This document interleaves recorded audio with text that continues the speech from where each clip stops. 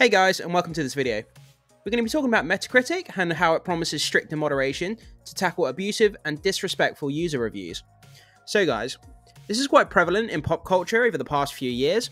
If there's a scene or a storyline or a character possibly in a movie or a video game that people don't like, if they have hidden agendas or if it's to do with a political issue, people will use AI, they will use bots, they'll review bomb it into the ground. They don't want it to succeed. They want other people to feel the same way that they do. They don't allow people to want to like something that they don't like. It's not for me to say what's right and what's wrong in this situation, and I don't do political commentary much on this channel.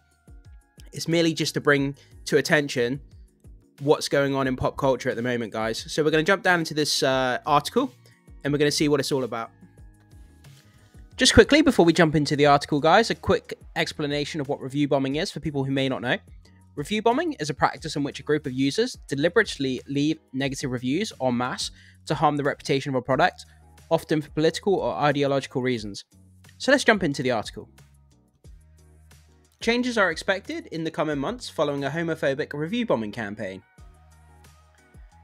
An optional kiss in Horizon Forbidden West's DLC Burning Shores has unfortunately inspired a lot of frothing homophobia in Metacritic's user review section.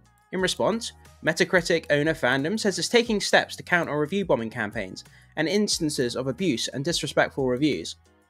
Forbidden West has yet to make its way over to PC, but reactionary rants are far from exclusive to PS5 games. If anything can remotely be deemed as woke, you know they're going to be folk absolutely losing their shit over it on Steam and on Metacritic.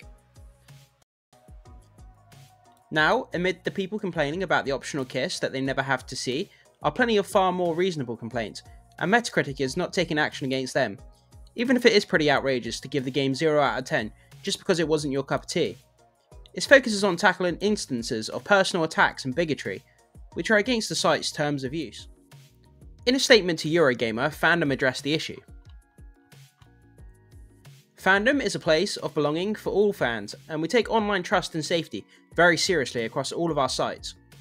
Metacritic is aware of abusive and disrespectful reviews of Horizon Forbidden West, Burning Shores, and we have a moderation system in place to track violations of terms of use. Our team reviews each and every report of abuse, including but not limited to racist, sexist, homophobic insults to other users, and if a violation occurs, the reviews are removed. We are currently evolving the process and tools to introduce stricter moderation in the coming months. Stricter moderation is clearly a necessity because judging by how much homophobia is still present among the user reviews and how much of it has been allowed to stay up for several days, the moderation team doesn't have the resources or the time to handle it. Indeed, there are still reviews complaining about Aloy's sexuality on the main page. What Fandom doesn't explain, however, is that how it's evolving Metacritic's processes and what tools are going to be used to deal with people using reviews to spout hate. I'm not convinced anything will really stop these things. Improvements are possible, of course, but tackling the problem will be an ongoing task that's unlikely to ever really erase the issue. Meanwhile, user reviews get a bad rap, and it becomes hard for prospective players to find informative critiques from fellow gamers. Hopefully the hate won't be quite as virulent in the future, but it remains to be seen how much Fandom can really clean up their user review section. So guys, quickly jumping over to Metacritic.com, we're going to have a look at the user score for Horizon Forbidden West Burning Shores. The user score currently sits at 4.0 based on 1,745 ratings, and the user score distribution sits as the following: positive 644, mixed is 57, and negative is overwhelming at 1,044. I was going to go down and read some of the comments made in the review section, guys, but some of the comments may be offensive to some people watching this video, so if you want to go down and read it yourself, then, take it on yourself to do that, guys. I don't want to risk offending anybody watching this video by reading out any of the comments that some people may deem as homophobic. I don't want to bring attention to those comments. So I just wanted to show you guys the user score here. Just a few days ago, the user score was 2.7 out of 10.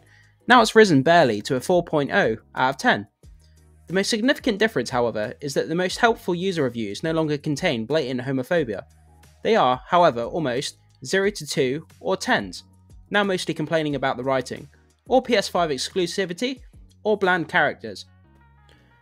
Sorting the reviews by date, however, we are back to homophobia. And now users are also scoring the game a 0, while complaining that Metacritic is deleting user reviews. One problem I can immediately see is that in specific cases where you know hateful reviews are flooding in hourly, you should not need to wait for other users to flag them. Just have someone monitoring the game and reacting accordingly. As for the quote, evolving our processing tools to introduce stricter moderation into coming months, to me that doesn't sound like Rotten Tomatoes-like idea of having people verify a movie ticket purchase before posting a user review onto their website. I'm not sure what it really means, really, but even being extremely aware of the Burning Shores review bombing, and deleting at least some of the amount of hateful comments, loads of low quality reviews remain up, and most of them are simply using different words and phrases to register their homophobia, which may not be hateful enough so they're removed, but clearly, more work needs to be done here.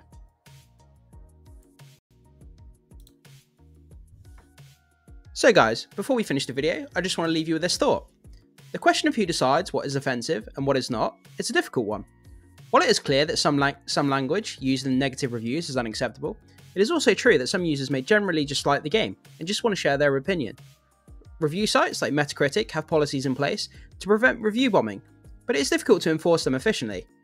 Ultimately, the decision of whether or not to take action against review bombing falls to the individual platform or website.